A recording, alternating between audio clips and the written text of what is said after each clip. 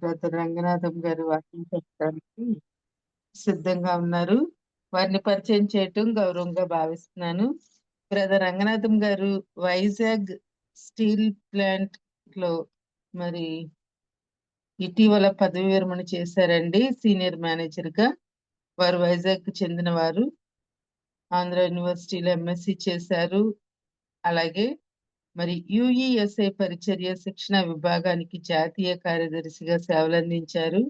APE GF కార్యదర్శిగా కూడా సేవలందించారు. రంగనాథం గారు John Stott Institute of Contemporary Christian లో జాన్ స్టార్ట్ గారి దగ్గర శిక్షణ పొందారు. వారు శిక్షణ శిబిరాలు మరియు సమావేశాలలో నిష్ఠాతులైన ఉపదేశకులు. వారి సౌవార్తిక పాటలు అనేక మందిని ప్రభు దగ్గరికి నడిపించినవి. ప్రస్తుతం వారు వైజాగ్ లోని యూనియన్ చాపల్ బాప్టిస్ట్ చర్చిలో కమిటీ సభ్యులుగా కూడా సేవలందిస్తున్నారు. రంగనాథం మరియు రత్న గారులకు 3 వివాహిత పిల్లలతో ఆశీర్వదించబడ్డారు. జాన్ మరియు క్యారిలోన్, హాస్టన్, ప్రియాంకిత, రవివర్మ, జాషువా మరియు సారా సిజన్. మరి వారు మనకి గత కొన్ని నెలలుగా కొండ మీద ప్రసంగం గురించి మనకు చెప్తున్నారండి. ఫస్ట్ పార్ట్ అయిపోయింది. సెకండ్ పార్ట్ లో మరి క్రిస్టియన్స్ ఎలా ఇన్ఫ్లుయెన్సర్స్ గా ఉండాలన్న అంశం మీద మనకు బోధిస్తున్నారు. దయచేసి మరి మ్యూట్ లోనే ఉండి విందాము. ఎప్పుడైనా క్వశ్చన్స్ చేసినప్పుడు అన్మ్యూట్ చేసుకుని సమాధానం చెప్తాం. Welcome brother. గుడ్ మార్నింగ్ అండి. గుడ్ మార్నింగ్ అమ్మా.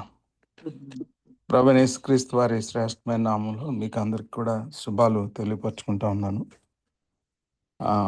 లాస్ట్ టైం మనం స్టడీ చేసిన దానిలో క్రిస్టియన్ ఇన్ఫ్లుయెన్స్ అంటే క్రైస్తవురాలు లేక యేసుక్రీస్తు ప్రభువారు వెంబడించే శిష్యుడు శిష్యురాలు అనొచ్చు సమాజాన్ని ఎలాగా ప్రభావితం చేస్తాడు.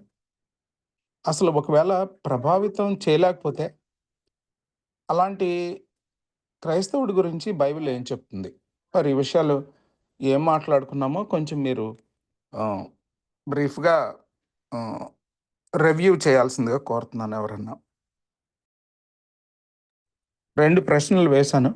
ఎలా ప్రభావితం చేయాలి, ఒకవేళ అలా ప్రభావితం చేయలేకపోయిన క్రైస్తవుడి గురించి, క్రైస్తవురాలు గురించి, మన గురించి బైబిల్ ఏం చెప్తుంది?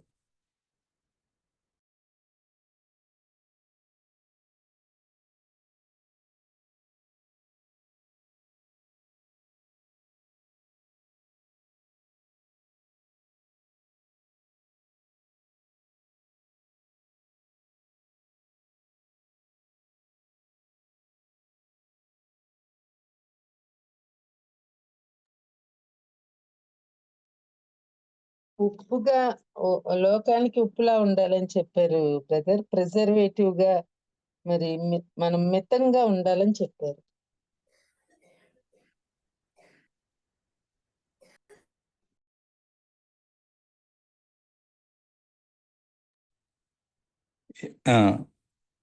ఎవరి మాటలు అవి?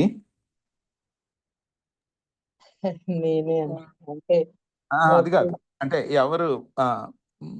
ఎవరన్నారు ఈ మాటలు? ప్రభు అయిన యేసు అన్నారు. కరెక్ట్. ప్రభు అయిన యేసుక్రీస్తు వారు శిష్యుడు శిష్యురాలు ఏ రకంగా సమాజాన్ని ప్రభావితం చేయాలి అనే అంశం మీద మాట్లాడుతూ మీరు అన్నట్లు 2 ఉదాహరణలు తీసుకున్నారు, ఉపమానాలు. అంతేనండి? ఉదాహరణలు అనొచ్చు. ఉప్పు అనేటటువంటి ఒక ఉపమానము, వెలుగు దీపం అనేటటువంటి రెండవ ఉపమానము తీసుకున్నారు. ఎవరింట్లోనైనా ఈ 2 లేని ఇల్లు ఉంటుందండి?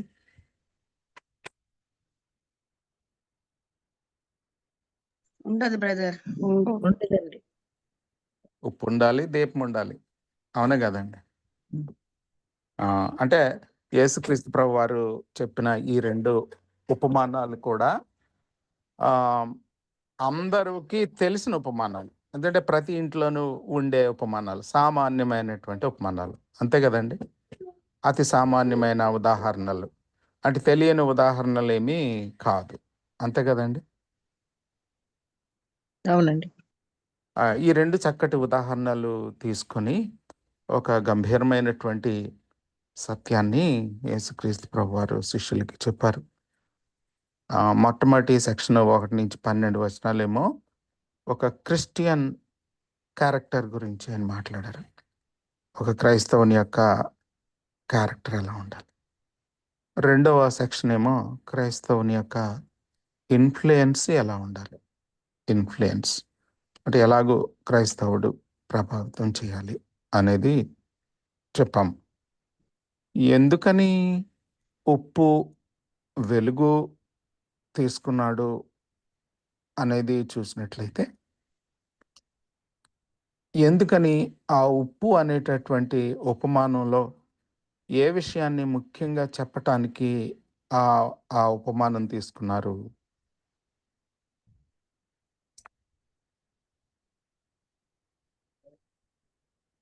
సంభాషణ, మీ సంభాషణ ఉప్పు వేసినట్లుగా కృపాసహితంగా ఉండాలని. ఓకే ఓకే అదొకటేనా? చాలా ఇంకా ఇంపార్టెంట్.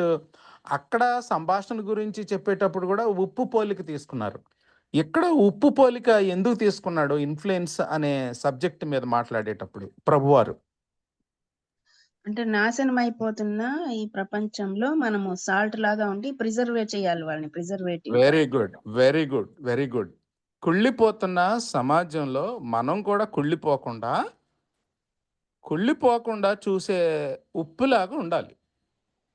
అది ఫస్ట్ థింగ్. మీరు రాసుకోండి. ఒకవేళ మీరు మర్చిపోతే.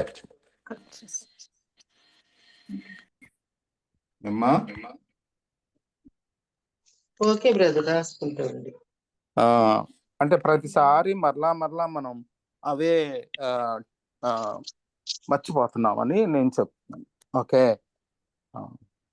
సో ఇంకొక విషయం ఏం చెప్పడానికి ఈ ఉపమానం తీసుకున్నారు? ఓకే, వెరీ గుడ్, చాలా చక్కగా చెప్పారు. అంటే విలువలు పాడైపోతున్న సమాజంలో ఉప్పులాగా మనం పాడవ్వకుండా ప్రిజర్వేటివ్ లాగా మనం ఉండాలి, కానీ వాళ్ళలో కలిసిపోకూడదు. అదనమాట. ఇంక వాళ్ళకి మనకి తేడా ఏంటి? అదనమాట. వాళ్ళలో కలిసిపోకుండా వాళ్ళతోనే ఉంటూ మనం విలువలను కాపాడి ఆ క్రైస్తవ విలువల విషయంలో సమాజాన్ని ప్రభావితం చేయాలి. మనం ఎక్కడుంటే అక్కడ, ఇంట్లో ఉంటే ఇంట్లో, చర్చిలో ఉంటే చర్చిలో, ఒకవేళ పని చేస్తే పనిలో. అది ఒక విషయం చెప్పటానికి ఉప్పు అనేటటువంటి ఉపమానం ప్రభువారు తీసుకున్నారు. ఇంకొక ఉపమానాన్ని, ఈ ఉపమానంలో ఇంకొక విషయాన్ని ఏం చెప్పడానికి తీసుకున్నారు? దేవుణ్ణి మహిమపరిచేటట్లు మన జీవితాలు. ఓకే. దాని విశిష్టత, ఇంపార్టెన్స్ ఏంటి అని, అది లేకుంటే ఎట్లుంటుంది, ఉంటే దాన్ని ఉపయోగించుకునే రీతి ఎట్లా అని. తెలుపు to spell out the darkness అండి. Light for to spell out the light వరకు ఇంకా రాలేదు. ముందు ఉప్పు అనే ఉపమానం చూస్తున్నాం మనం. Okay, thank you. పరిశుద్ధత కలిగి ఉండాలి. లైట్కి వద్దాము. ఉప్పు అనే ఉపమానాన్ని చెప్పడంలో యేసుక్రీస్తు ప్రభువారి యొక్క ఉద్దేశం ఏంటి అనేది నెంబర్ 1 చూసాం మనం. ఏంటి చూసామంటే, ఉప్పు ఏ విధంగా మరి పదార్థాలని చెడిపోకుండా చూస్తుందో, ఒక క్రైస్తవురాలు మరి మన చుట్టూ జరుగుతున్న అక్రమం, అన్యాయం, కుళ్ళిపోతున్న విలువలు, వీటన్నిటిలోనూ మనం కూడా ఒకటైపోకుండా వీటికి ధీటుగా మనం క్రైస్తవ విలువలు చూపిస్తూ పాడవకుండా చూడాలి అనేది ఒకటి చెప్పటానికి ఈ ఉప్పు అనే ఉపమానాన్ని ప్రభువారు తీసుకున్నారు. అవునంటారు కాదంటారు? అవునండి. రెండో విషయం ఏం కమ్యూనికేట్ చేయటానికి ప్రభువారు ఈ ఉపమానాన్ని తీసుకున్నారు అని అడుగుతున్నాను. టేస్ట్ కలిగి ఉండాలి. ఎక్సలెంట్. అంటే ఉప్పు ఏ విధంగా మరి రుచిని యాడ్ చేస్తుందో, అదే విధంగా మన ప్రవర్తన ద్వారా కానీ మన ప్రెజెన్సే అసలు అక్కడ డిఫరెన్స్ తీసుకురావాలి. వచ్చాడండి ఇతను ఆ, ఆ, అన్నట్లు కాకుండా ఏ రకమైన క్రిస్టియన్ ఇతను అని మనుషులు అనుకోకుండా మన ప్రజెన్స్ ఇతరులకి ఆ, ఎంతో ఆ, రుచికరంగా, అంటే అక్కడ అది సంభాషణ అవ్వచ్చు, లేకుంటే అది ఒక ఆ, ఒక ప్రవర్తన అవ్వచ్చు, లేకుంటే మనం మాటలు అవ్వచ్చు, మాటలు లేకుండా ఉండొచ్చు. మన presence it self gives pleasure to others. అదనమాట ఈ రెండు ఉప్పు తాలూకు లక్షణాలు. ఇంకొకటి కూడా చూసాము, ఉప్పు అనే ఉపమానాన్ని ప్రభువారు తీసుకోవటంలో ఏంటంటే, మనం అనుకుంటాము నేను ఒక్కడే మా ఇంట్లో నేను క్రైస్తవుడిని, లేకపోతే మేము కొద్ది మందిమే మనం అనుకోవచ్చు. కానీ ఉప్పు ఎప్పుడు కూడా మైనారిటీలోనే ఉంటుంది, కానీ అది మెజారిటీకి సర్వ్ చేస్తుంది. కాబట్టి మనం ఇన్ఫీరియర్ కాంప్లెక్సిటీతో సఫర్ అవ్వాల్సిన అవసరం లేదు. అర్థమవుతుందండి?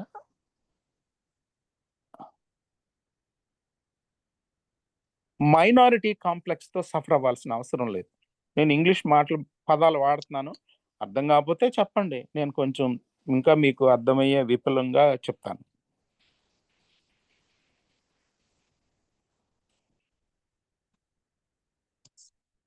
అర్థమవుతుంది. అర్థమవుతుంది బ్రదర్. రైట్. కాబట్టి ఇంకొక విషయం యేసు ప్రభు వారు చెప్పారు. ఒకటేమంటే, ఉప్పు ఏ రకమైన, ఎందుకు ప్రభు వారు ఈ చక్కటి ఉపమానాన్ని తీసుకున్నారు అనే దానికి ఆలోచిస్తే రెండు చూసాం మనం. అది రుచిని యాడ్ చేస్తుందని, రెండోది అది కుళ్ళిపోకుండా పదార్థాలను చూసే రకంగా సమాజంలో విలువలు కుళ్ళిపోకుండా చూస్తుంది అనేది రెండు చూసాము. మూడో విషయం ఏంటంటే, అసలు ఉప్పు ఎప్పుడు కూడా తక్కువ క్వాంటిటీలోనే ఉంటుంది. అదనమాట. ఎక్కువ అంటే విశ్వాసులు చెప్పాలంటే ఒక రకంగా చెదిరిపోవాల. ఈ దేశంలో మనం నార్త్లో అసలు ఒక్కరు కూడా లేరు, ఎక్కడెక్కడో ఉన్నారు. సౌత్ లో చాలా మంది ఎక్కువ క్రిస్టియన్స్ ఉన్నారు. ఈ ఎక్కువ క్రిస్టియన్స్ ఉన్న వాళ్ళందరూ కూడా స్ప్రెడ్ అయిపోయి క్రిస్టియన్స్ లేని ప్రాంతాల్లోకి వెళ్ళి మంచి ఇన్ఫ్లుయెన్స్ చేయాల. మనం ఏంటంటే అందరం ఒక చోట ఒక సాల్ట్ ఎక్కువ అయిపోద్ది అనమాట. నా పాయింట్ అర్థమవుతుందా?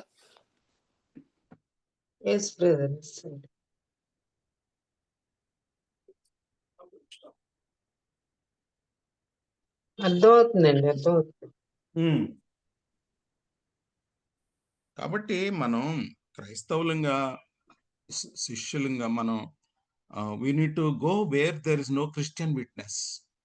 అంటే అక్కడ క్రైస్తవులు ఎవరు లేరు అనే కంటే, దేవుడు ఒకవేళ పంపిస్తే మిషనరీలుగా లేని చోట, అక్కడ టెస్టిమనీ లేని చోట మనం వెళ్ళాలన్నమాట. ఎందుకంటే ఒక చోటే కాన్సన్ట్రేట్ అయిపోతే అక్కడ ఉప్పు ఎక్కువైపోతుంది. సో ఆ రకంగా దీన్ని కనుక పోలిస్తే మనం స్ప్రెడ్ అవ్వాలి అనే విషయం కూడా మనకు అర్థమవుతుంది. ఇంకొక విషయం ఏమిటి అంటే, యేసుక్రీస్తు ప్రభువారు చెప్పిన ఈ ఉపమానంలో ఇంకొక విషయం, నాకు స్క్రీన్ షేర్ ఇస్తారమ్మా? నేను స్క్రీన్ షేర్ చేయాలి.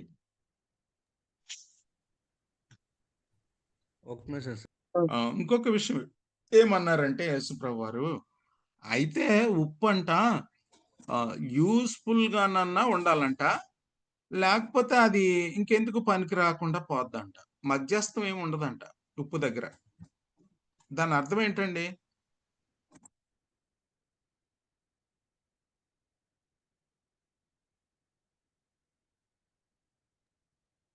చెప్పాలి. ఉంటే అది పరిశుభ్రంగా ఉండండి. ఉపయోగపడకపోతే బయట పారవేయబడి మనుషుల చేత తొక్కబడును అని రాయబడి ఉంది. నేను చెప్పిన మాటలు కాదు, అక్కడ రాసున్న మాటలు. కావాలంటే మళ్ళీ ఇంకోసారి చదువుదాం. ఒకసారి టర్న్ చేద్దామా? మన ఎదురుగా ఉందా? మత్తయి సువార్త 5వ అధ్యాయం ఎదురుగా పెట్టుకున్నామండి లేదా?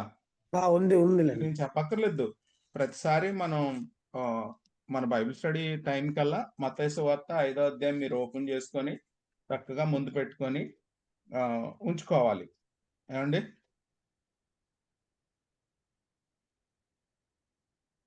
మీరు స్టడీ సీరియస్గా చేసుకోవాలి అంటే, లేదు అంటే పర్లేదు.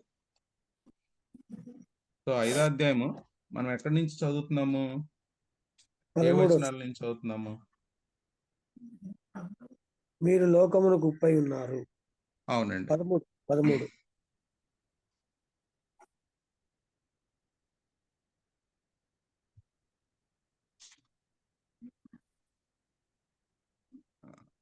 వాయిస్ తక్కువగా ఉంది, నేను కొంచెం పెంచుతాను.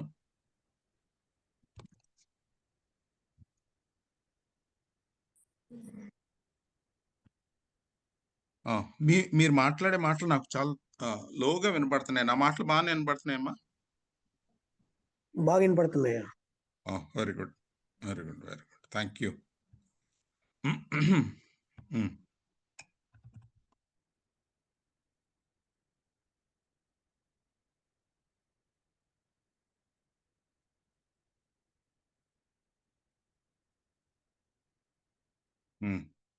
రైట్, ఇక్కడ ఉన్నాం మనం కదండి.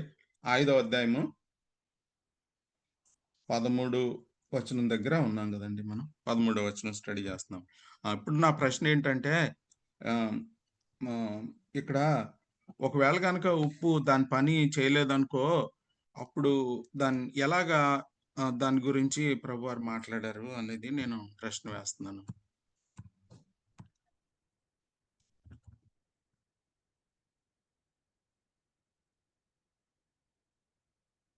నా ప్రశ్న అర్థమైందండి? ఉప్పు దాని పని అది చేయకపోతే దాని గురించి యేసు ప్రభువారు ఏమన్నారు అని అడుగుతున్నా.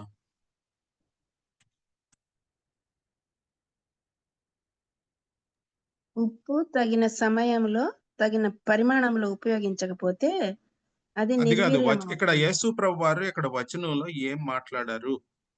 14వ వచనంలో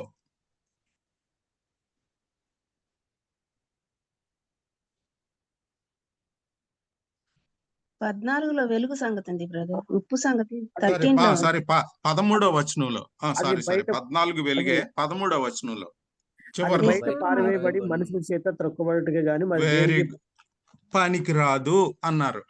ఆ విషయంలో ఉప్పు ఒకవేళ దాని పని అది చేయకపోతే, ఈ ఉప్పు వేస్తే దాని రుచి రావాలా.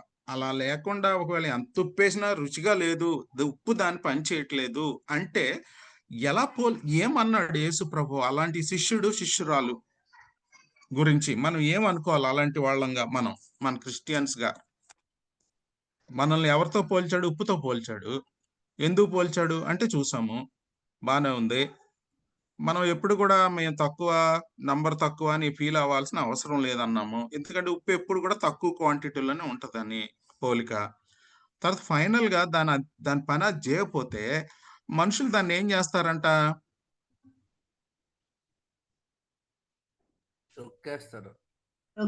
పడేస్తారు. అది పనికి రాకుండా పడేస్తారు. అది దాని అర్థం ఏంటంటే, ఇంకొక మాటలో చెప్పుకోవాలంటే, ఒకవేళ అది కనుక దాని సారం లేదు అంటే, అది రుచిని యాడ్ చేయకుండా పనికి రాకుండా కనుక ఉన్నట్లయితే దాన్ని పడేస్తారు. It is useless. అలాగే మనం ప్రశ్నించేసుకోవాలి. ఒకవేళ నేను ఒక క్రైస్తవురాలిగా నా చుట్టూ ఉన్న సమాజాన్ని నేను గనక ప్రభు కోరుకున్నట్టుగా ప్రభావితం చేయకపోతే, నా భార్యను అవ్వచ్చు, నా భర్తను అవ్వచ్చు, నా పిల్లలను అవ్వచ్చు, నా సంఘాన్ని అవ్వచ్చు, నేనుంటున్న పరిస్థితులు అవ్వచ్చు, నా షాప్ అవ్వచ్చు, నా వర్క్ ప్లేస్ అవ్వచ్చు, ఎక్కడున్నా నేను రుచిని యాడ్ చేసే రకంగా లేక కుళ్ళుని ఆపే రకంగా గనక నేను లేకపోతే, వాళ్ళతో నేను జాయిన్ అయిపోతే, వాళ్ళ యొక్క పనికిరాని మాటల్లోనూ లేకపోతే వ్యంగ్యమైన భాషలోనూ నేను గనక జాయిన్ అయిపోతే, అట్లాంటప్పుడు నేను ఏ రకంగా ప్రభు నన్ను చూస్తాడు లేక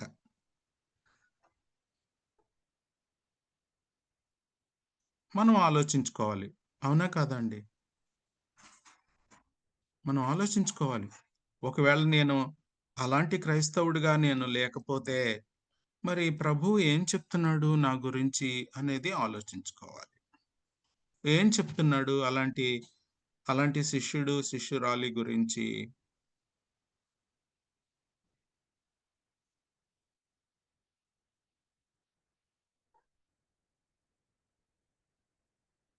ఏమండి? వారు విసర్జించబడతారు మనుషుల చేత. కరెక్ట్. విసర్జించబడతారు అనుందా, లేకపోతే యూస్లెస్ అనుందా? యూజ్లెస్ అది పనికిరారు. యూజ్లెస్. బయట పారవేయబడి పారవేయబడి. It is useless. ఏ రకంగానూ ఉపయోగం లేదు కాబట్టి పడేస్తాం. అంతే కదండి. ఇంట్లో చెత్త ఎందుకు పడేస్తామండి బయట? యూస్లెస్. యూస్లెస్ అదనమాట. అది విసర్జించడం అనే మాట కంటే యూస్లెస్ అనే మాట కరెక్ట్ వర్డ్ కదా. సో మన ఇంట్లో పనికిరాని కాగితాలు, చెత్త చెదారం అంతా ఎందుకు బయట పడేస్తాం? యూస్లెస్ కాబట్టి. అయితే ఒక Christian either you should be useful or useless. మధ్యస్థం ఏమైనా ఉందా? లేదు బ్రదర్. నథింగ్. మధ్య రకం ఏమి లేదు. అంటే నేను జాగ్రత్తగా కొంచెం నా గురించి నేను ఆలోచించుకోవాలా. నేను వాక్యం చెప్పినా, వాక్యం విన్నా, నేను ఎవరినైనా, నేను క్రైస్తవుడిగా, క్రైస్తవురాలుగా, శిష్యుడిగా, శిష్యురాలుగా నేను చెప్పుకునే నేను యేసు ప్రభు యొక్క మాటలని వెలుగులో నేను ఆలోచించుకోవాలి.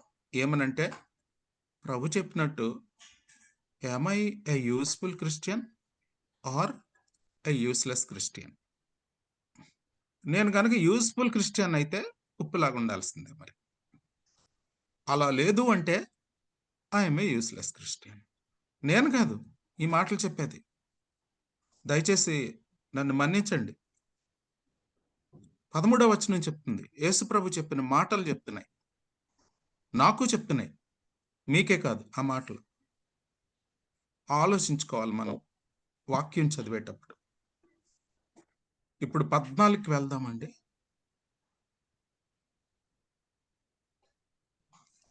చదవమంటారా బ్రదర్? చదవండి. మీరు లోకమునకు వెలుగై ఉన్నారు. కొండ మీద నుండి పట్టణము మరుగై ఉండనేరదు. మనుషులు దీపము వెలిగించి కొంచెం క్రింద పెట్టరు, కానీ అది ఇంట నుండి వారికి అందరికీ వెలిగించుటకై దీపస్తంభం మీదనే పెట్టుదురు.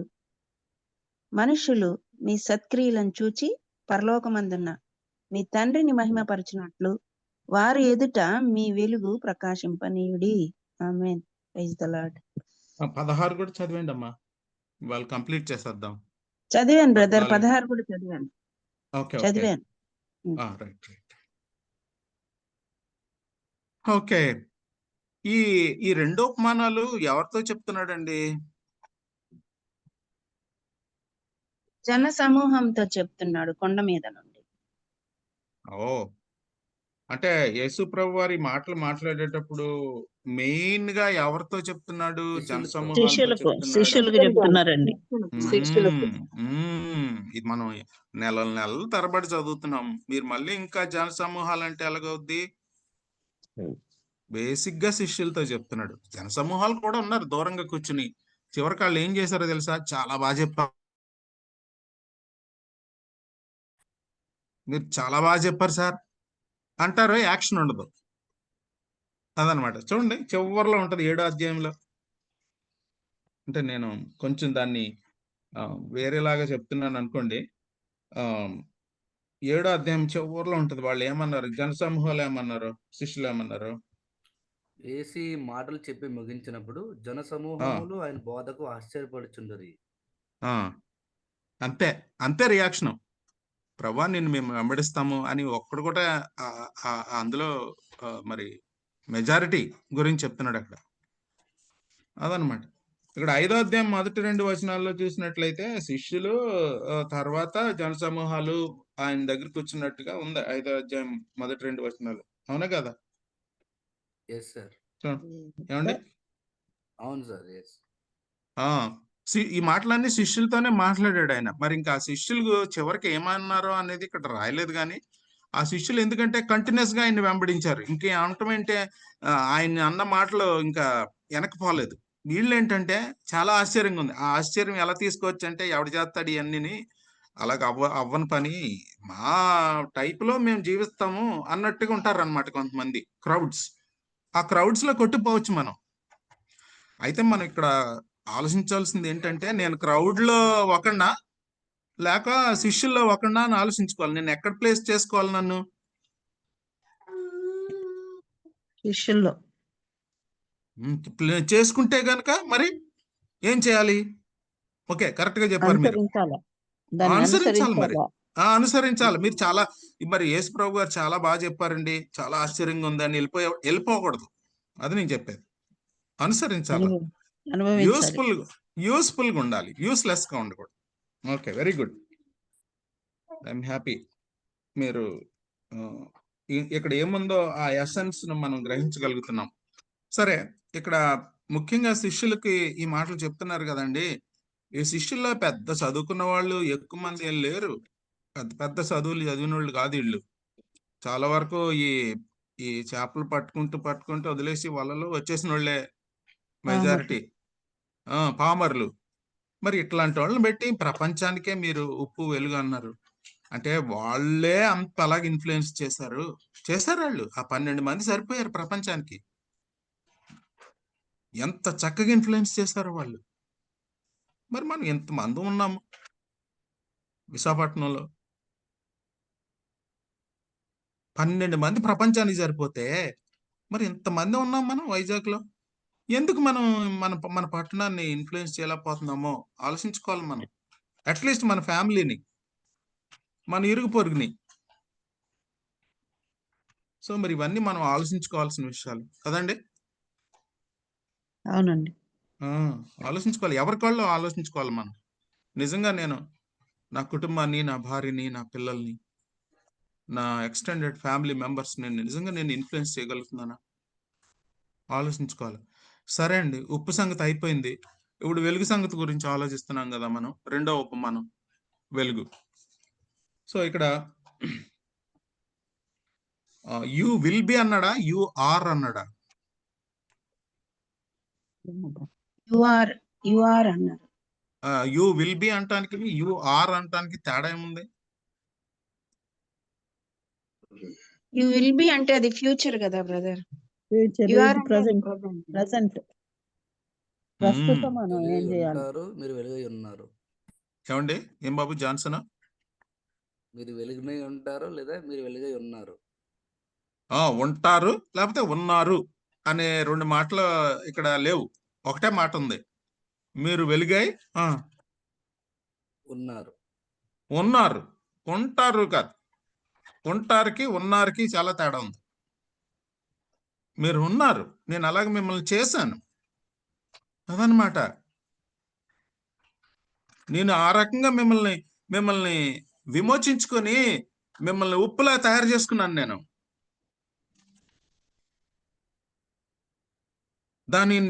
దాని నేచర్ని మీరు మెయింటైన్ చేసుకోవాలి. యేసు ప్రభు వారు ఉద్దేశాలు ఇవన్నీ కూడా, దేవుని ఉద్దేశాలు ఇవన్నీ కూడా. ఆ వెలుగు మెయింటైన్ చేయాలి, ఆ సారాన్ని మెయింటైన్ చేయాలి. మీరు ఆల్రెడీ మీరు ఉన్నారు, ఉప్పై ఉన్నారు, దాని సారం పోగొట్టుకోకండి. రైట్. ఇప్పుడు మనం 14వ వచనంలో యు ఆర్, అలాగే 13వ వచనంలో కూడా you are, you will be అనలేదు, యు ఆర్. తేడా ఉంది. యు విల్ బి అంటానికి, యు ఆర్ అంటానికి. Okay, you are the light of the world. బైబిల్లో ఎప్పుడైనా సరే వరల్డ్ అన్నప్పుడు పీపుల్ గురించి కానీ, సిస్టమ్ గురించి కానీ, క్రియేషన్ గురించి కానీ మూడు అర్థాలు ఇచ్చే కాంటెక్స్ట్లు ఉంటాయి. ఇక్కడ ఏ అర్థాన్ని ఇచ్చే కాంటెక్స్ట్ ఇది? వరల్డ్ అన్నాగానే శిష్యులను గురించి. ఏమండి? శిష్యులను బట్టి.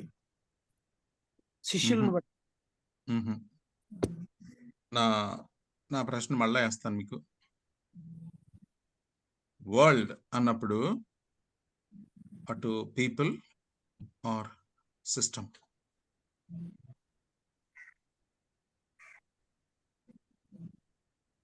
ఇక్కడ వరల్డ్ అన్నప్పుడు సిస్టమ్ గురించా, పీపుల్ గురించా?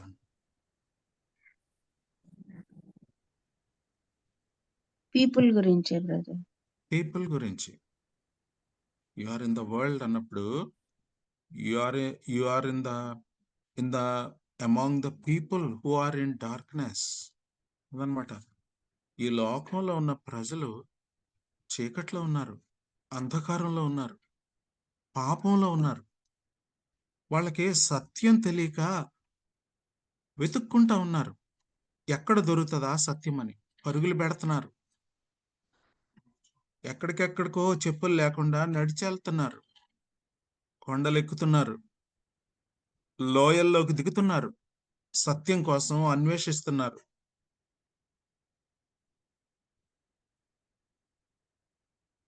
సత్యం తెలియక చీకట్లో వెతుకులాడుతున్నట్టు ప్రజలు వెతుకులాడుతున్నారు. వాళ్ళకే మార్గం తెలియక తప్పి తిరుగుతున్నారు. దేవా దారి చూపు అన్నట్లుగా అసత్యంలో ఉన్నాను, దేవా చీకట్లో ఉన్నాను, తమసోమ జ్యోతిర్గమయ అంటున్నారు. అంటే చీకట్లో ఉన్నాను, దేవా నన్ను వెలుగులోకి నడిపించు అని.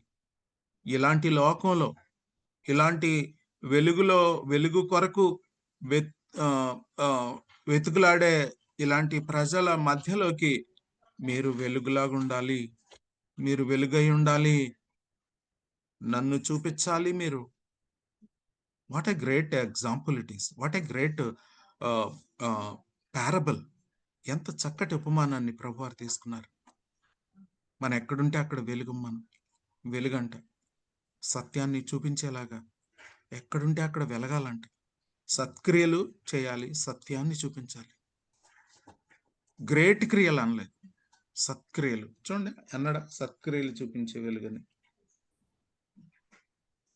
16వ వచనం. మనుష్యులు మీ సత్క్రియలను చూచి పరలోకమందున్న మీ తండ్రిని మహిమపరచునట్లు వారి ఎదుట మీ వెలుగు ప్రకాశింపనీయుడి. వారి ఎదుట వెలుగు ప్రకాశింపనీయుడి అదనమాట. వారి ఎదుట మీ వెలుగు ప్రకాశింపనీయుడి. దాచేసుకోవద్దు,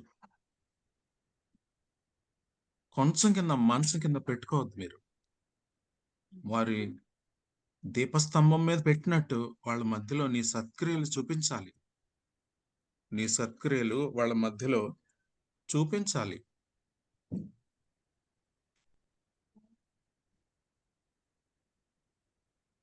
అప్పుడు వెలుగు గురించి లాస్ట్ టైం కొంచెం మనం స్టడీ చేసాం కదా. వెలుగు ఎప్పుడు కూడా పెద్ద హడావిడి చేయదు. నేను ఇక్కడ ఉన్నానో చూడండి అని ఎప్పుడు హడావిడి చేస్తుందా వెలుగు? దీపం అట్లాడండి చెయ్యదు. పెద్ద అంటే నేను ఒక క్రిస్టియన్ అని పెద్ద అడ్వర్టైజ్మెంట్ అక్కర్లొద్దు. అది నేను చెప్పేది.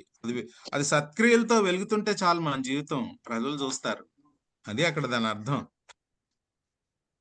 చూస్తున్నారు ప్రజలు మనల్ని, అందరూ చూస్తున్నారు. సైలెంట్ గా షైన్ అవుతుంది అంతే. అది పెద్ద పెద్ద కేకలేదు.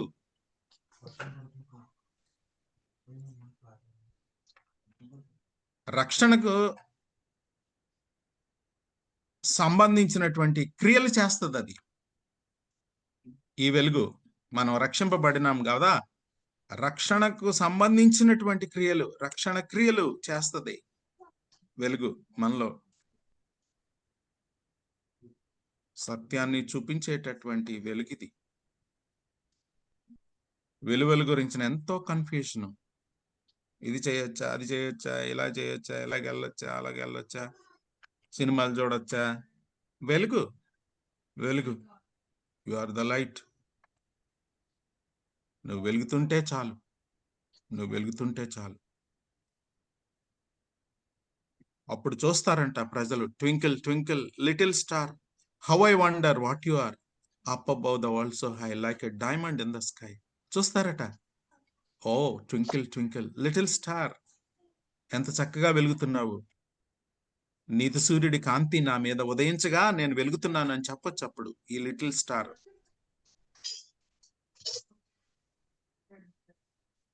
సో ఎఫెసీయులకు రాసిన పత్రికలో మరి ఈ యొక్క వెలుగులో నువ్వు నేను వెలుగు చూపిస్తున్నాము అంటానికి కొన్ని నిదర్శనలు ఇచ్చాడు అక్కడ. సెక్షువల్ ప్యూరిటీ గురించి, లైంగిక పవిత్రత గురించి, తర్వాత సమయాన్ని సరిగ్గా సద్వినియోగం చేసుకునే వాళ్ళు, వెలుగు క్రియలు చేసేవాళ్ళు, తర్వాత పరిశుద్ధాత్మ దేవునికి ఈల్డ్ అయ్యేవాళ్ళు, పరిశుద్ధాత్మ దేవునికి అప్పగించుకునేవాళ్ళు, వెలుగు క్రియలు చేసేవాళ్ళు అని ఉంది ఎఫెసీయులు రాసిన పత్రికలో. నువ్వు ఇప్పుడు అవన్నీ చదివించడానికి నాకు ఎందుకంటే మళ్ళీ ఆ స్టడీ నేను చేయట్లేదు, కానీ ఎఫెసీయులకు రాసిన పత్రిక 4వ అధ్యాయాన్ని మీరు చదువుకోవచ్చు. ఈ 3 అందులో ఉన్నాయి. నీ యొక్క సత్క్రియలు వాళ్ళు చూస్తారు. దేవుని యొక్క మంచితనంలో నుంచి వచ్చేటటువంటి మంచి క్రియలు, మన మంచితనం కాదు, దేవుని మంచితనంలో నుంచి వచ్చే మంచి క్రియలు ప్రజలు చూస్తారంట. ఉదాహరణకి సత్క్రియలు లేని జీవితం అనుకోండి, రక్షణ పొందాను కానీ సత్క్రియలు లేవు అనుకోండి, అప్పుడు ఏమవుతుంది ఆలోచిద్దామా?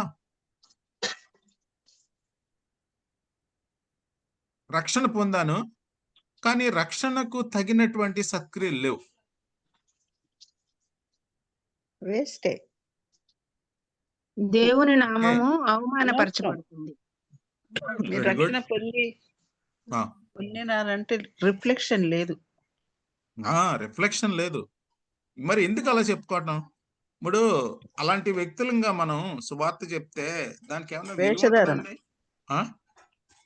వేషధారణ. కాదు, నేను అడిగే ప్రశ్న వేరు.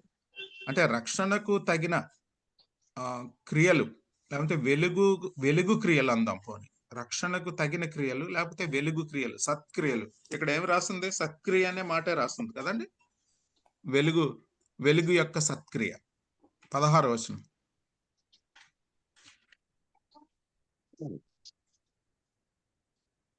ఏమండి 16వ వచనంలో రాసిన ఎగ్జాక్ట్ మాట ఏంటి అంటున్నాను?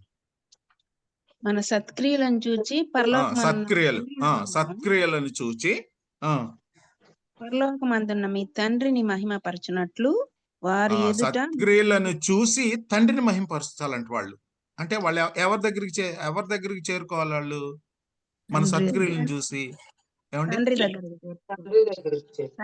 తండ్రి దగ్గరికి. అదనమాట. అంటే వీళ్ళని నమ్మిన దేవుడు ఎలాంటోడో అని చూడాలంట మన సత్క్రియలు చూసి. చరిత్రలో ఒకళ్ళు చూసారు అలాగా, చెప్పగలరా? సమరయ స్త్రీ టైంలో అదొకటి. ఇంకొకటి వెరీ గుడ్, బాగా చెప్పారు. ఆమె యొక్క సత్క్రియలు చూసి అసలు ఎవరు దేవుడు అని పరిగెత్తారు, అడిగారు, ఆయన దగ్గరికి వచ్చారు. అదనమాట, మన సత్క్రియలు చూసి ఆయన దగ్గరికి వెళ్తారట. ఇంకొక ఉదాహరణ చెప్పండి.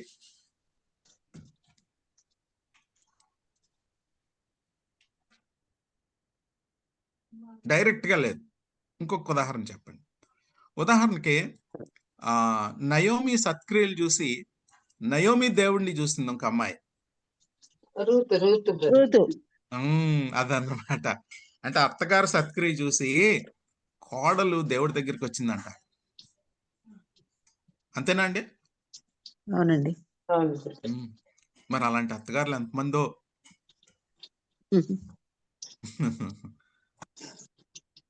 కోడళ్ళకి మాదిరి. ఓకే, సరే, that's a different story. Gospel అంటే సువార్త, అంటే మన సత్క్రియలు చూసంట తండ్రిని మహింపరుస్తారట, తండ్రి గొప్పతనాన్ని చూస్తారట, తండ్రి యొక్క క్యారెక్టర్ ఏంటో తెలుసుకోవడానికి ప్రయత్నం చేస్తారంట మనుషులు. కాబట్టి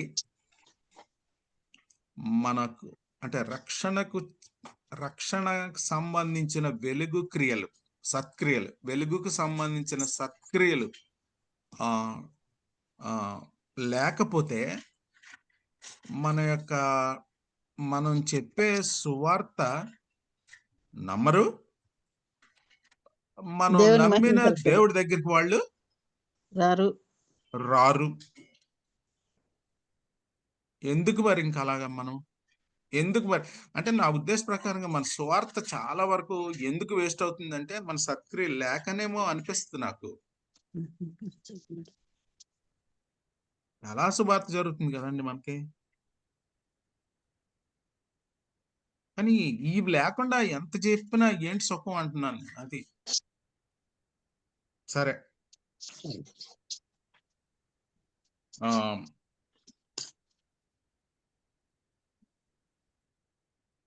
బైబిల్లోంచి కొన్ని సత్క్రియలు చేసిన వ్యక్తుల్ని మీరు ఏమైనా లిస్ట్ అవుట్ చేద్దాం. ఇప్పుడు నేను ఒకటి చెప్తాను, వాళ్ళు ఎటువంటి సత్క్రియలు చేశారో చిన్నయే మీరు చక్కగా వాటిని చెప్పచ్చు. మీరు స్టడీ అంటే నేను చెప్తాను, మీరు అందులోంచి మీరు వాళ్ళు చేసిన సత్క్రియ ఏంటో మీరు చెప్పచ్చు. 1 minute. దోర్కాస్ అపోస్తల కార్యాలు. విధవరాండ్రకు బీదలకు సహాయం చేసి ఒకరు చెప్పండి, అప్పుడు అన్ని ఒకళ్ళే చెప్పొద్దు, ఒకళ్ళు తబిత చేసిన సత్క్రియ. దోర్కా ఏమంటారమ్మా? దోర్కా విధవరాండ్రకు చేసిన సత్క్రియలు. విధవరాండ్రకు అంగీలు కుట్టిపడం. అంగీలు కూడా అది అసలు పెద్ద ఎవరా అంటే అంగీలు కుట్టి డబ్బులు సంపాదించి అందులో నుంచి విధవరాండ్రకి పరిచర్యకి ఇవ్వటం అనేది అసలు ఎంత సాక్రిఫిషియల్ వర్క్. మేబీ నేనేమంటానంటే ఈవిడిని చూస్తుంటే ఎంత చిన్న పనో, చిన్న టైలరింగ్ వర్క్. అంగీలు కుట్టడం అంటే చిన్న టైలరింగ్ వర్క్, లేకపోతే దాన్ని ఏమనొచ్చు ఈ రోజుల్లో?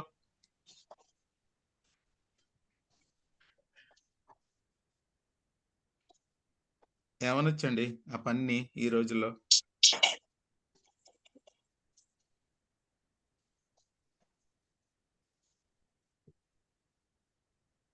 ఒక చిన్న పని అని చెప్పచ్చు.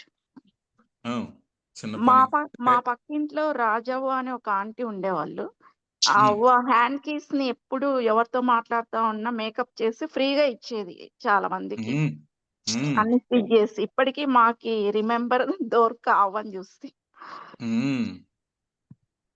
అదనమాట. మేబీ అంత చిన్న పని చేసి దానికి వచ్చిన చిన్న అమౌంట్ లో పరిచర్యకి ఇస్తుంది. Is it not a good work? Great work అవ్వకపోవచ్చు, but it is a good work. దేవుని పనిలో భాగంగా ఉండటం అనేది, సువార్తలో ఒక చిన్న ఇన్వాల్వ్మెంట్ గా ఉండటానికి కదా. అవునండి. నెక్స్ట్ ఇంకొక స్టోరీ, గుడ్ సమరిటన్.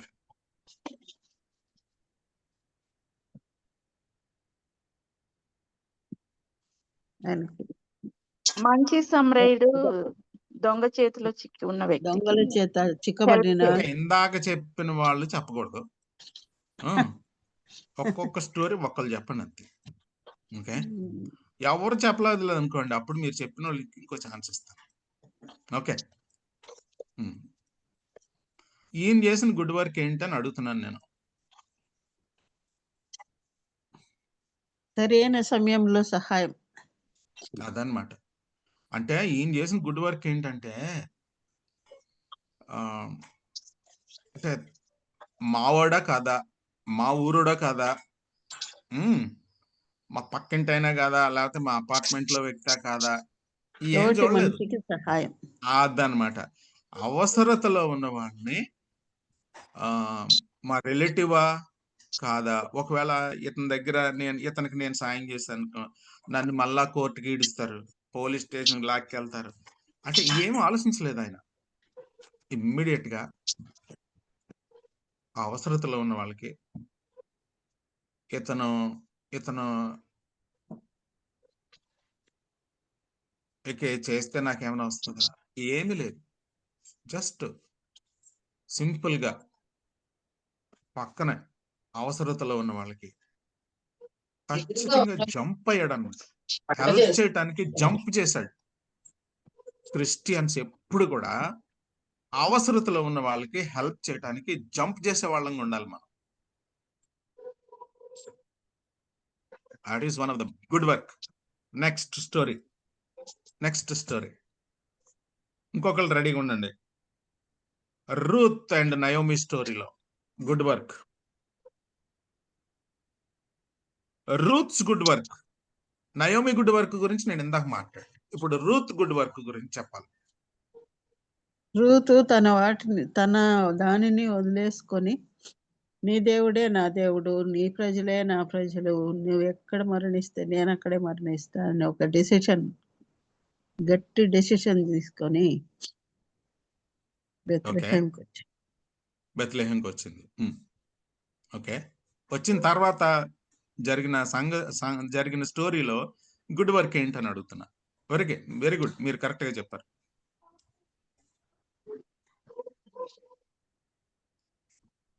ఆమె వలన ప్రపంచమే ప్రభావితమైంది కదా. ఒక్కళ్ళు చెప్పాలి నాకు. మీరు బెత్లెహేం వచ్చింది, డెసిషన్ తీసుకుంది, గుడ్ వర్క్ లో ఒక పార్ట్ అది. బట్ బెత్లెహేం వచ్చిన తర్వాత rest of the important part of the good work, her good work చెప్పాలి. దేవుడు ఆమెను వాడుకుని ప్రపంచానికే నేను అడిగే ప్రశ్న ఏంటంటే, ఆమె చేసిన గుడ్ వర్క్ ఏంటి? అత్త ఎలా చెప్తే అలా వెరీ గుడ్. ఎవరండి? ఉండండి మీరందరూ. ఎవరో చెప్పారు అత్త ఎలా చెప్పింది ఏంటండి? నడుచుకుంది. ఇంకోటి ఏంటంటే, అత్త పెద్దది. అత్త అబ్బే లోబడడం ఇవన్నీ కాకుండా ఇంపార్టెంట్ ఏంటంటే, ఒక ఆడపిల్ల బయటికి వెళ్ళి కష్టపడి సంపాదించి ఫుడ్కి అత్తకి ఆకలి తీర్చే మంచి పని కదా అది. అది చూడలేకపోతున్నాం మనం కదా. వేరే దేశం నుంచి వచ్చింది, ఎవరెవరో తెలియదు సరిగ్గా, కానీ ఎలాగైనా సరే ఆ పెద్దావిడికి తన్ను పోషించాలి. పెద్దోళ్ళ మీద భారంగా ఉండకుండా తను వెళ్ళి లిటిల్ వర్క్ చేయటానికి ఇష్టపడింది. నాకు గ్రేట్ వర్క్ వస్తేనే చేస్తాను అనలేదు. చిన్న పని అది. అందరూ కూడా కొంచెం చిన్న చూపు చూసే పని అది, వెన్నులు ఏరుకోవటం అనేది. These are the small good works. పొలంలో కూడా ఆమె తన టెస్టిమనీని కీపప్ చేసి బోయజ్ చేత కూడా మన్ననలు పొంది దేవుని వంశావళిలోకి రావడానికి అది కాకుండా నేను అడిగే ప్రశ్న గుడ్ వర్క్. అత్త మాటకి విధేయత చూపించడం కూడా good work. So taking care of small things, small work, good work. Are we doing good works? ఇంట్లో ఒకళ్ళ మీదే పని పడేయకుండా అంట్లు తోటం అవ్వచ్చు, లేకపోతే ఇద్దరు ముగ్గురు ఉంటే మరి అందరం కలిసి పని చేసుకోవచ్చు. కాల్ మీద కాల్ వేసుకుని కూర్చుని మిగతా వాళ్ళని చేయమంటాం, అది గుడ్ వర్క్ అవుద్దండి. ఇంకొకళ్ళు సఫర్ అవుతుంటే అలా చూస్తూ ఊరుకోవటం, పెద్ద పెద్ద విధేయత మాటలు అక్కర్లేదు. ఇంట్లో చిన్న చిన్ని.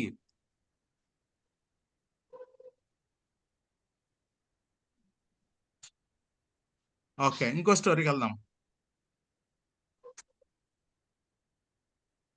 ఇంకో స్టోరీ, దావీదు మహేష్ అదే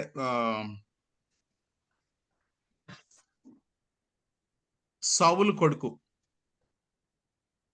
సౌలు తాలూకు రిలేటివ్ మెఫీబోషెత్. ఈ స్టోరీలో గుడ్ వర్క్, డేవిడ్ చేసిన గుడ్ వర్క్ చెప్పిన వాళ్ళు చెప్పకూడదు.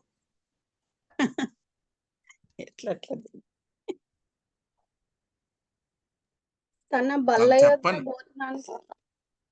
ఏమండి? తన బల్ల యొద్ద భోజనానికి కూర్చోడానికి తనకు అవకాశం ఇచ్చింది. అంటే శత్రువు కొడుకున్నప్పటికీ.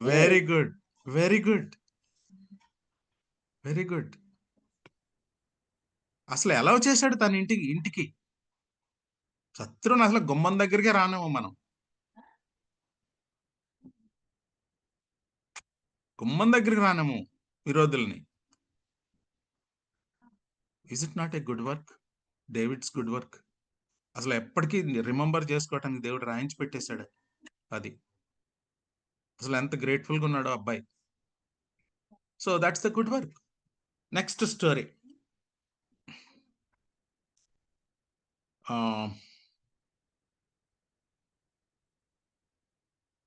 అపోస్తుల కార్యాల నుంచి మళ్ళీ ఇంకొక స్టోరీ. లిడియాస్ గుడ్ వర్క్ ఏంటి? లూదియా.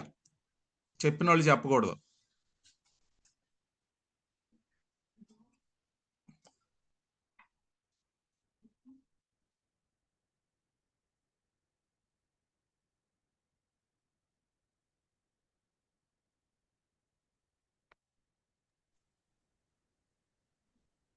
పౌలు పరిచర్యకు తన లిడియా సహాయం చేసిందండి, సహకారం చేసింది.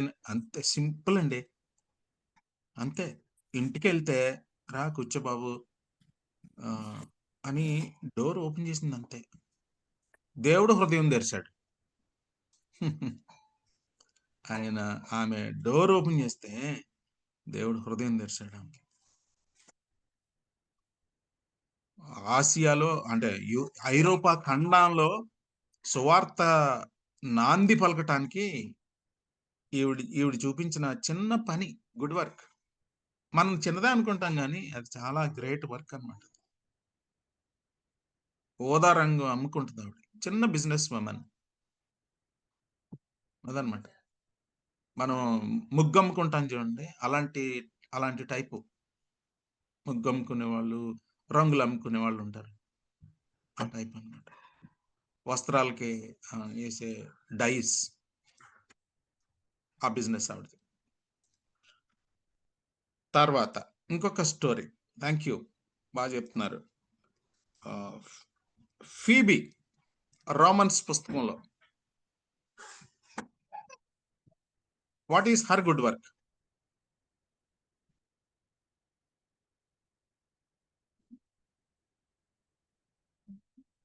అంటే వీళ్ళందరూ కూడా ఏంటది ప్రసంగాలు చేసిన వాళ్ళు కాదు, పెద్ద పెద్ద క్రూసేడ్లు నడిపించిన వాళ్ళు కాదు. చిన్న చిన్న గుడ్ వర్క్స్ ని దేవుడు గుర్తు చేసుకుని ఎంత సిగ్నిఫికెంట్ వాడుకున్నాడు.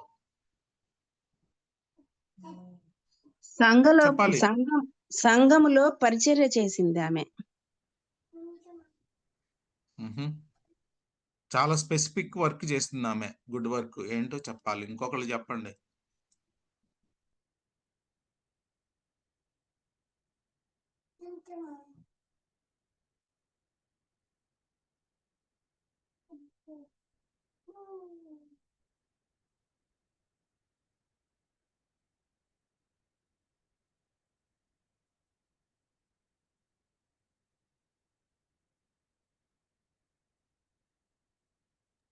సహాయరాలుగా ఉందండి. సహాయకురాలుగా ఉంది అందరికి. అనేకులకి, పౌలకి సహాయకురాలుగా ఉంది ఆమె. ఓకే.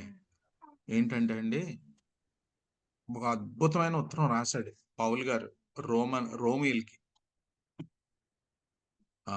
అక్కడ దేవుని తెలియని వాళ్ళు అన్నమాట. పెద్ద ఉత్తరం, చాలా ఇంపార్టెంట్ లెటర్ ఇది. ఈ ఉత్తరాన్ని అందించింది తీసుకెళ్ళి, పౌలు గారు రాసిన ఉత్తరాన్ని రోమ్కి తీసుకెళ్ళి అందించింది. What a great work, good work. ఆ రోమన్స్ కి ఆ పుస్తకం దేవుని యొక్క సిద్ధాంతాలని, ఇంపార్టెంట్ సిద్ధాంతాలను అందించే ఆ పుస్తకం రోమన్స్ కి అందిపోయింది. ఇప్పటికి కూడా రోమిల్కి రాసిన పత్రిక మనం గ్రేట్ బుక్ గా చదువుకుంటున్నాం. చిన్న పని చేసింది ఎవరు? ఫీబే. ఒక ఆవిడ ఆ పుస్తకాన్ని, పౌల్ గారు రాసిన తాళపత్ర గ్రంథాన్ని తీసుకెళ్లి ఆ రోమన్స్ కి ఎవరికి ఇవ్వాలో వాళ్ళకి అందించిందండి. ట్రాన్స్పోర్ట్ లేని రోజులు అవి. మరి ఎలా నడుచుకుంటూ వెళ్ళిందో ఆవిడ, ఒక లేడీ. Last story.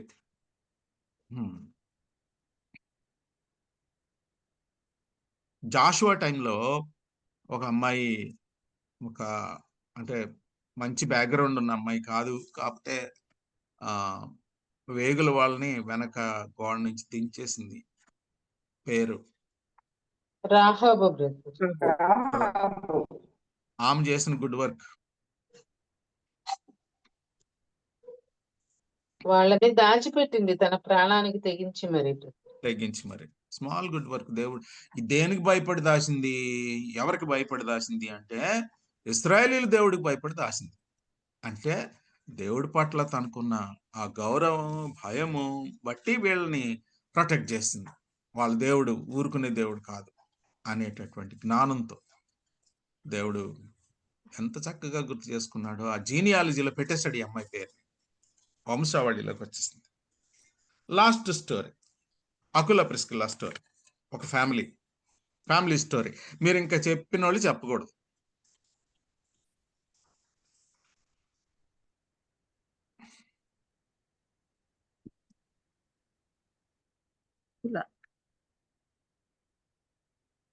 అపోస్తుల కార్యాలలో నుంచి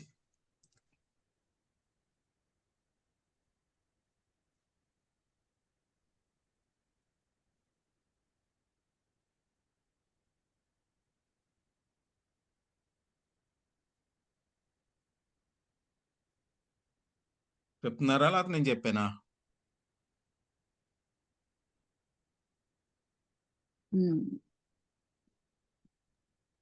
పౌలు గారికి సహాయకరంగా వాళ్ళు ఆయన అక్కడ పెట్టుకొని స్వార్థ ప్రకటించే దాంట్లో వాళ్ళు కూడా సహాయం చేశారు. ఏమా? పౌలును వాళ్ళతో పాటు చేర్చుకున్నారు సార్. ఎస్, కరెక్ట్ అమ్మా. ఏంటంటే అకుల ప్రిస్కిల్లా వాళ్ళు కొత్తగా రోమ్ వచ్చారన్నమాట. వాళ్ళు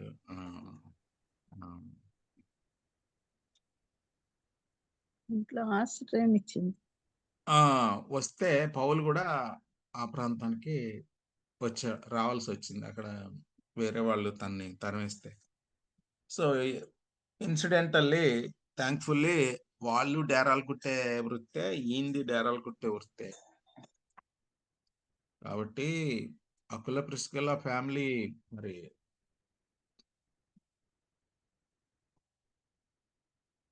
పౌలుని చేర్చుకున్నారు. కొత్త ఆయన, స్ట్రేంజరు, హాస్పిటాలిటీ ఇద్దామా వద్దా, తర్జన ఏం లేదు, చేర్చుకున్నారు. చిన్న పని. పాపం వాళ్ళకి అకామిడేషన్ ఉందో లేదో, కొత్తగా వచ్చారు వాళ్ళు. అయినా సరే మరి వాళ్ళకు ఉన్న దాంట్లో పౌలుకి పెట్టారు.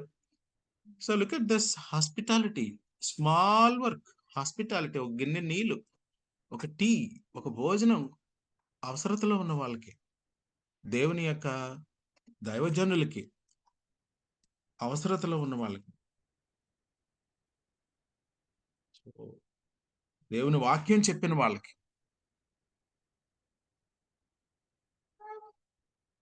దేవుని పరిచర్య చేసే వాళ్ళకి ఆనర్ చేయటం, ఆతిథ్యం ఇవ్వటం, అది ఎంత హెల్ప్ చేసిందో పౌలుకి ఫర్దర్గా ఊర్లో సువార్త ప్రకటించడానికి. ఇంకా అలా మనం చెప్పుకుంటూ వెళ్ళొచ్చు, బట్ టైం అయిపోయింది కాబట్టి ఐ విల్ క్లోజ్. ఈ రకంగా సత్క్రియలు అంటే అనేటటువంటి వెలుగును చూచి తండ్రిని మహింపరిచేలాగా మీ సత్క్రియలు ఉండాలి అని యేసు ప్రభు వారు చెప్పారు. కాబట్టి వెలుగు అనేటటువంటి సత్క్రియను కలిగి ఉంటూ మనం లోకానికి ఉప్పు వెలుగుగా మరి కంటిన్యూస్గా ఉపయోగకరంగా ఉండాలని ఈ మాటలు దేవుడు మనకి చెప్తున్నాడు. ఆ రకంగా మనం చూసుకుందాం. May God help us, bless us. Next week చూద్దాం. Thank you brother. ఇప్పుడు శునిమీరాలు ఈ లిస్ట్ లోకి రావచ్చా బ్రదర్? సారేపతి విధురాలు కానీ. షూర్. అందుకనే నేను ఈ లిస్ట్ ఎండ్ అవ్వలేదు అంటున్నాను. తప్పకుండా మీరు ఇంకా రాసురండి నెక్స్ట్ వీక్ వచ్చినప్పుడు. All the good works discuss చేద్దాం.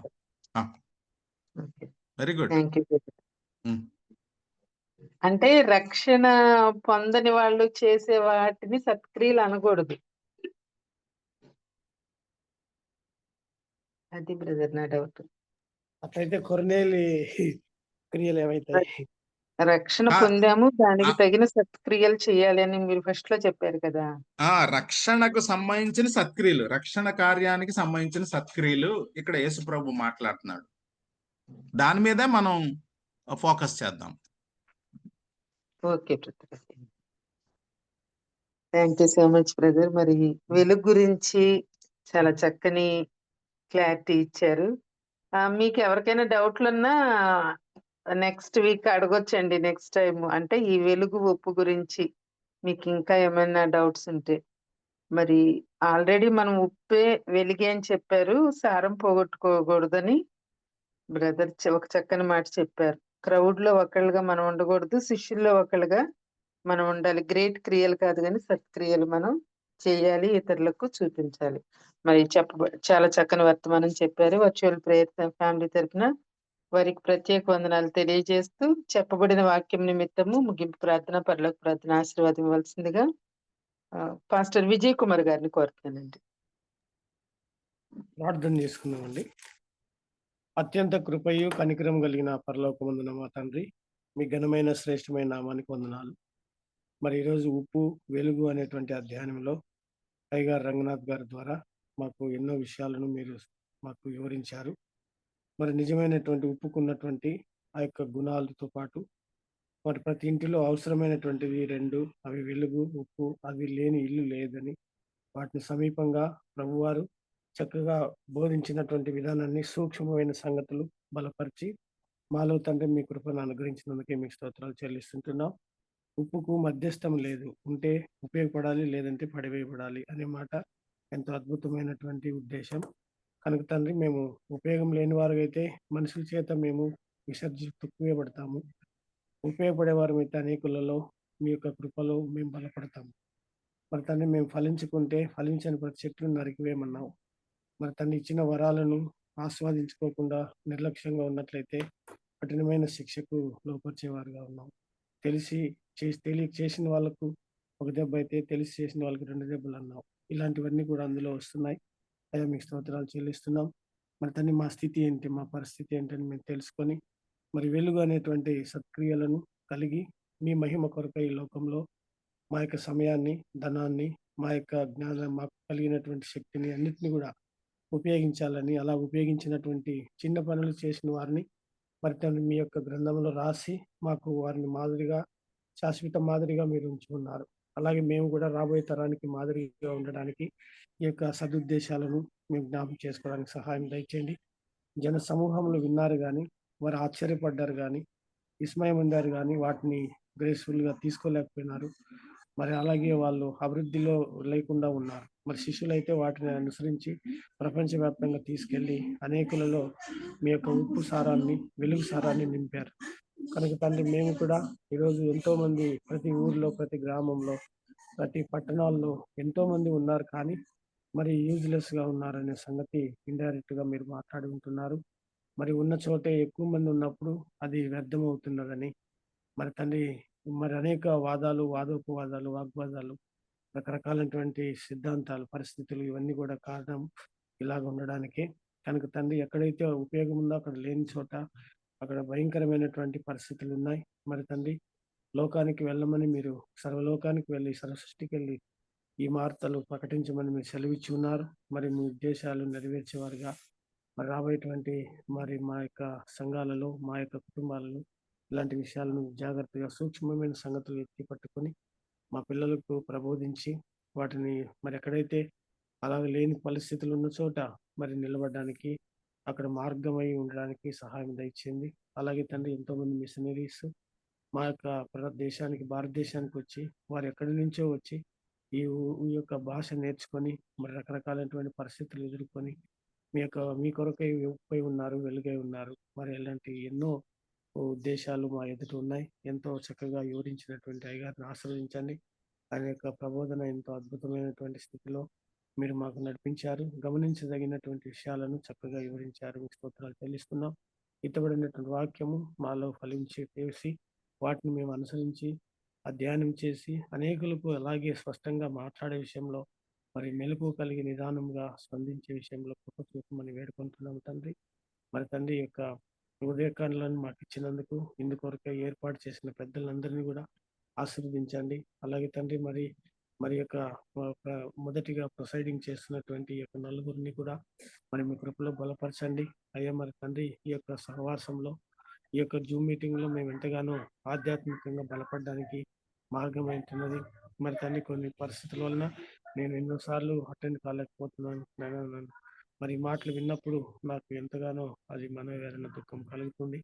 అయ్యా తండ్రి సహాయం దయచేయండి. మీరు ఇచ్చినటువంటి మాటలు మీ మాట కొద్దివైనా అవి ఎంతో విలువైనవి తండ్రి. ఆ మాటల్లో ఉన్నటువంటి కంటెంట్ ఏదైతే ఉన్నదో అది బలముగా పట్టుకొని ఆత్మాభివృద్ధికి శరీరాభివృద్ధికి లోకంలో వెలుగు ఉప్పుగా ఉండి ముందు కొనసాగిపోవడానికి సహాయం చేసేస్తారని. అలాగే తండ్రి ఉదయకాలంలో అనేకుల కొరకు ప్రార్థన చేస్తున్న పెద్దలందరినీ కూడా పేరు పేరున దీవించి ఆశీర్వదించండి. మరి ఇక్కడ జూమ్ మీటింగ్ లో పాల్గొన్న వారు మరి హృదయ రోగాలు శరీర మానసిక వేదనలు ఎవరైతే ఉన్నారో వారందరి విషయంలో కూడా మీ కృపలో మరి తండ్రి జ్ఞాపకం చేసుకొని ఆదరించండి. మరి లోకంలో శ్రమలు ఉంటాయి కానీ మీ ఆదరణ అయితే ఉన్నది. మీ కంఫర్ట్ లో మేము ఎప్పుడు కూడా బాధలో దుఃఖంలో నష్టంలో లేమిలో అన్నిట్లో కూడా నిలబడేటువంటి సహనము కృప మా మీద ఉంచమని ఈ ఉదయకాలాన్ని ఆశీర్వదించి మాకు ఇచ్చినందుకై మీకే ఘనతయు మహిమ ప్రభావం నిరంతరం చెల్లును గాక అని యేసు పరిశుద్ధ నామంలో అడిగినవన్నీ పొందుకొని యేసు నామంలో అడిగి వేడుకుంటున్నాము స్వామి. ఆమేన్. చేసుకున్నామండి. పరలోకమందున్న మా తండ్రి, మా తండ్రి ఈ నామం పరిశుద్ధపరచబడును గాక, నీ రాజ్యం వచ్చును గాక, నీ చిత్తం పరలోకమందులాగో భూమి యందు నెరవేరును గాక. మాకు కావాల్సిన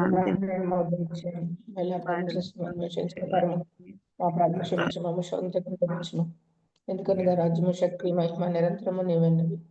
ఆమేన్. అంత్యాసనం తీసుకున్నామండి. మన తండ్రి అయినటువంటి దేవుని ప్రేమ, ప్రభువైన యేసుక్రీస్తు కృప, పరిశుద్ధాత్మ యొక్క అన్యోన్య సహవాసం చేరుగా వచ్చినటువంటి మనందరి మీదను మరి పరిస్థితులను ఎదుర్కొంటూ ముందు కొనసాగిపోతున్నటువంటి అనేక కుటుంబాల మీదను ఆయన కృపా సన్నిధి ఉంచి మరి క్షేమకరమైనటువంటి వాతావరణం నడిపించి మరి పరిస్థితులను అధిగమించేటువంటి కృపా శక్తి అనుగ్రహించును గాక. ఆమేన్. ఆమేన్. థ్యాంక్ యూ పాస్టర్ గారు. ప్రార్థించిన పాస్టర్ విజయ్ కుమార్ గారికి, వాక్యం అందించిన రంగనాథం గారికి వందనాలు తెలియజేస్తానండి. జాయిన్ అయిన మీ అందరికి కూడా వందనాలండి. థ్యాంక్ యూ అండి. హ్యావ్ ఎ నైస్ డే అండి. ముగించుకుందామండి.